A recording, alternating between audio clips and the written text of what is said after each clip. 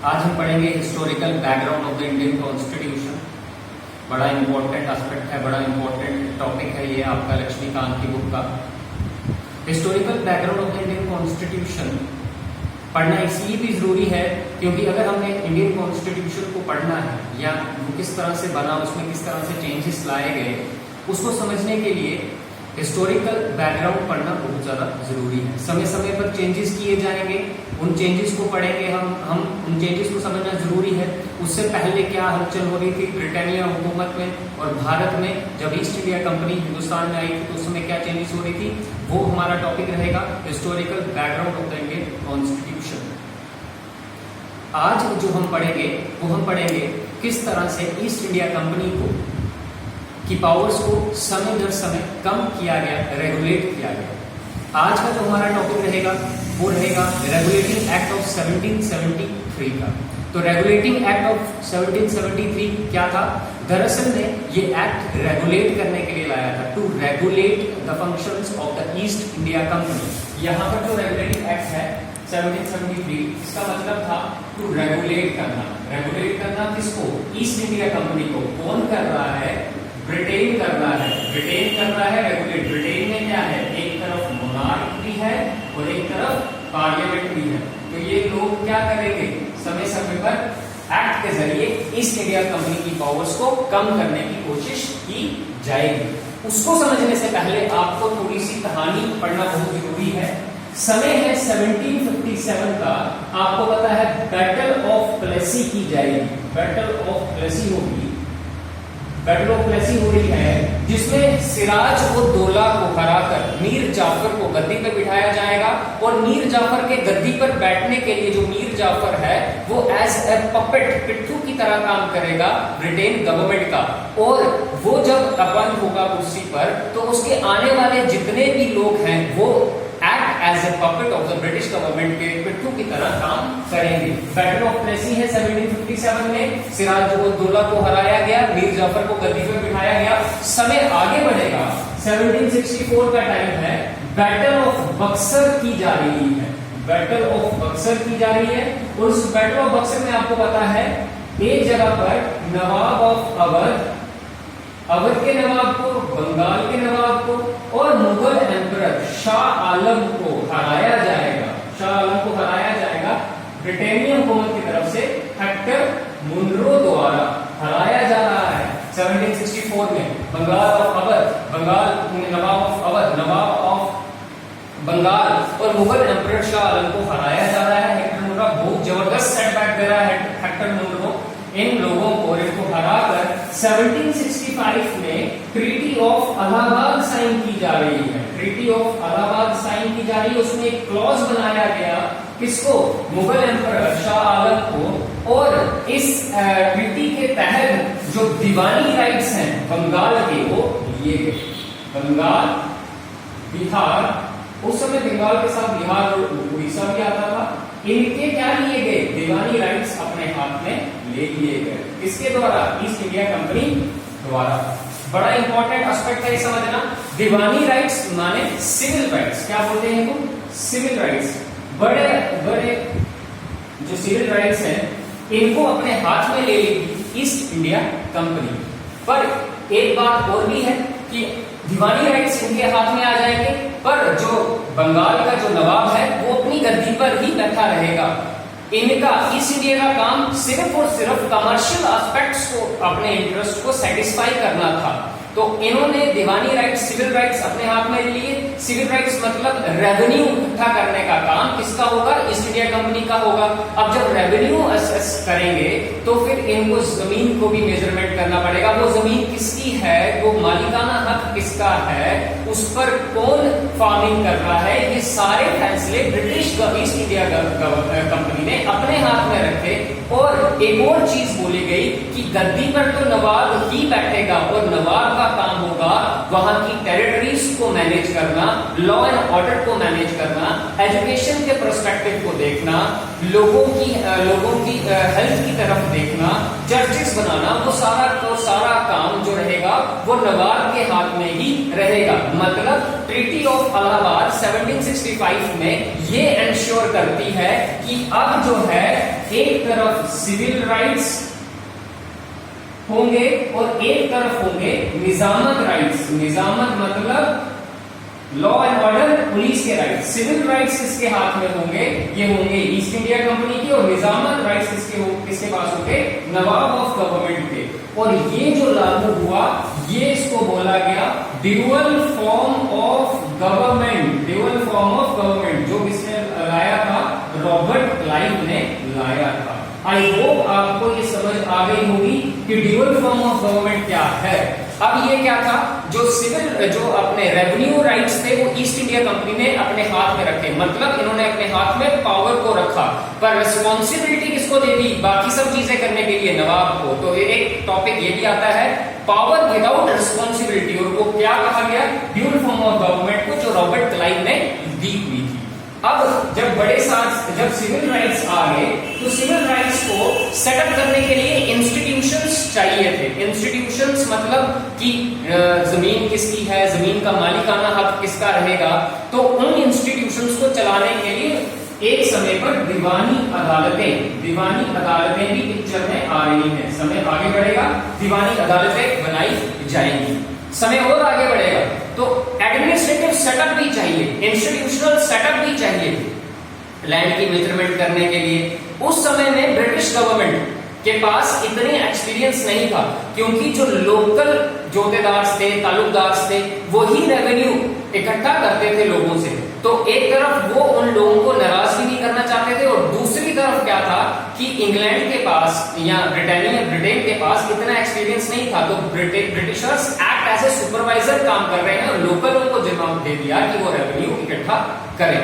समय आगे बढ़ता है, एक चीज ऐसे होती है कि अब ब्रिटेन को यह लग रहा था कि नवाब के पास मिलिट्री पावर है, कहीं नवाब मिलिट्री पावर के जरिए हमारे रेवेन्यू जो इंटरेस्ट है उसको हार्म ना कर दे।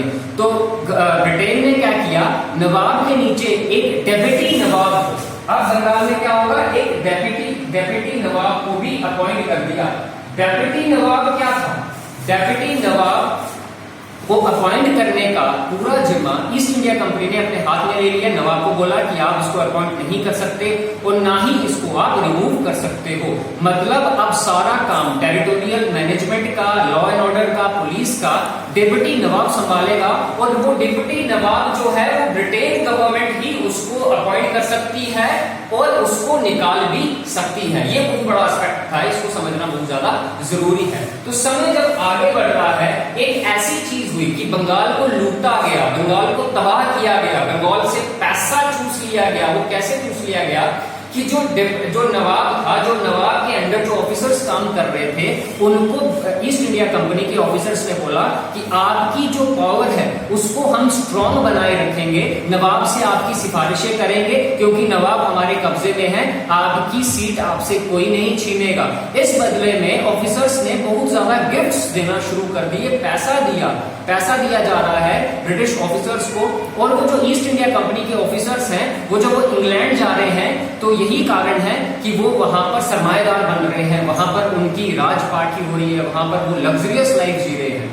इंग्लैंड में क्या हो रहा है? इंग्लैंड में इंग्लैंड के जो लोग हैं, इंग्लैंड का ऐसा मानना था कि जो वो टेरिटोरीज एक्सपैंड कर रहे हैं वो असल में एक्सपेंशन नहीं है, वो वहां के लोगों को सिविलाइज कर रहे हैं। और ये जो लोग वहां से पैसा इकट्ठा करके आ रहे हैं ये करप्ट हैं, इन्होंने करप्शन की है, क्योंकि कहीं ना कहीं जो ऑफिसर्स थे वो नवाब के लोगों द्वारा, नवाबों से या नवाब के लोगों द्वारा पैसा ले रहे थे एज ए ब्राइब, और ह्यूज धन वो अपने साथ इंग्लैंड ले रहे थे। सबसे बड़ा एस्पेक्ट ये है कि धीरे धीरे क्या हो रहा था, वो लोग अमीर हो रहे थे। एक और सेटबैक लगता है 1770 में बंगाल फेमाइन होता है और ईस्ट इंडिया कंपनी को काफी ज्यादा नुकसान पहुंचता है।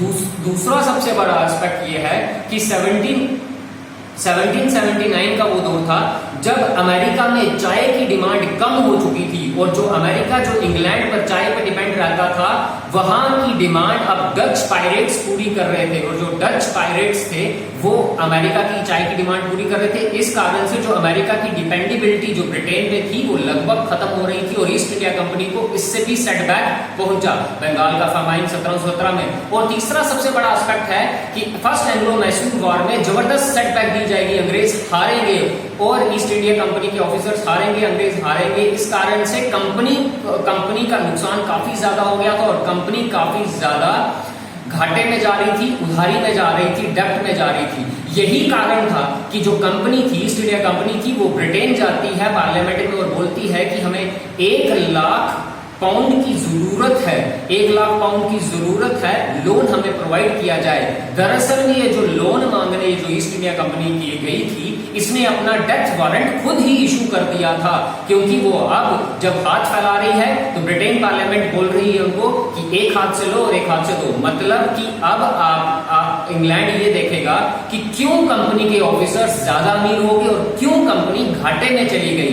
तो 2 कमेटी अपॉइंट की गई, एक सिलेक्ट कमेटी, एक सीक्रेट कमेटी। उनकी रिकमेंडेशंस पर आया रेगुलेटिंग एक्ट ऑफ 1773। ये बड़ा इंपॉर्टेंट एस्पेक्ट है, इसको समझना। रेगुलेटिंग एक्ट ऑफ 1773 की क्या सिफारिशें रही थी? इसका एक्ट का सिर्फ और सिर्फ मकसद ये था कि आंसरेबिलिटी तय करना। ईस्ट इंडिया कंपनी की पावर्स को थोड़ा बहुत कम किया गया इस एक्ट के जरिए। कैसे किया गया?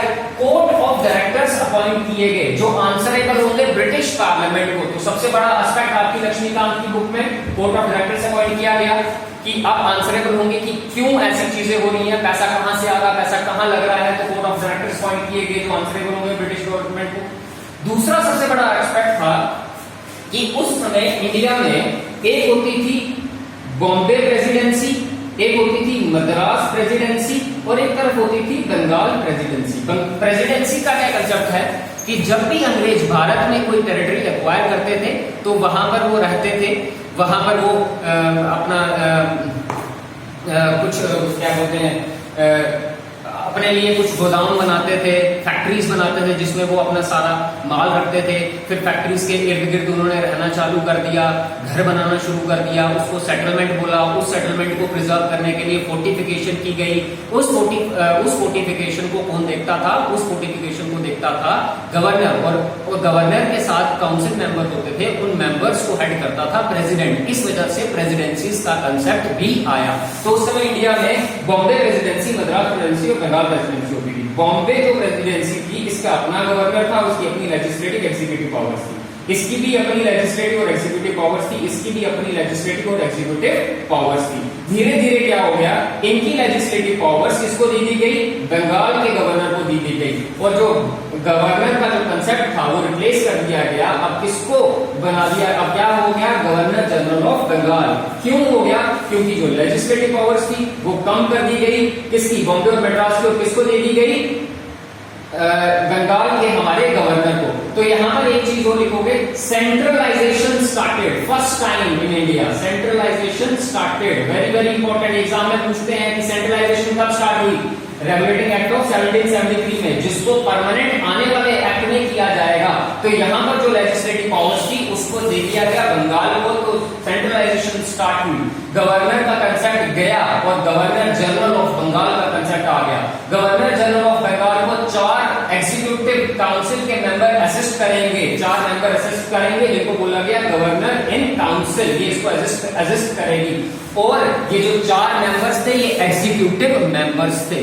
तो माय फ्रेंड्स एक चीज और है, आज का जो टाइम है वो एग्जीक्यूटिव पावर नहीं, जो पावर है वो एग्जीक्यूटिव की नहीं है, आज लेजिस्लेटिव को ज्यादा पावर है। उस समय एग्जीक्यूटिव को ज्यादा पावर होती थी। आज नरेंद्र मोदी को आपने वोट दिया है तो as a MP as a legislature के तौर पर, एज ए प्राइम मिनिस्टर के तौर पर आपने उनको वोट नहीं किया है। तो आज लेजिस्लेचर ज्यादा स्ट्रांग है, पर उस समय एग्जीक्यूटिव ज्यादा स्ट्रांग होता था।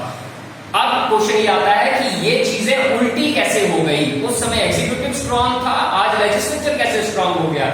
इसी को समझने के लिए historical background of the Indian constitution पढ़ना बहुत ज्यादा जरूरी है। और सबसे बड़ी चीज हुई, सुप्रीम कोर्ट एस्टैब्लिश किया गया 1773 में, जिसमें 4 जजेस को अपॉइंट किया गया, जिसमें 3 जजेस होंगे और 1 सीजीआई। पहला सीजीआई का नाम था जो अपॉइंट किए गए Elijah Impey is the first CJI regulating act of 1773 में। ये जो कुछ चेंजेस थे ये रेगुलेटिंग एक्ट ऑफ 1773 में दिए गए। एक चीज और, सेंट्रलाइजेशन पहली दफा स्टार्ट की गई कहां पर, रेगुलेटिंग एक्ट ऑफ 1773 के जरिए। तो आज का जो हमारा ये एक्ट था रेगुलेटिंग एक्ट ऑफ 1773, मैंने आपको बहुत ज्यादा सिंपल वे में समझाने की कोशिश की है। आगे हम इन एक्ट्स की जो सीरीज है वो कंटिन्यू रखेंगे। अपने कमेंट्स जरूर पोस्ट करें। Thank you.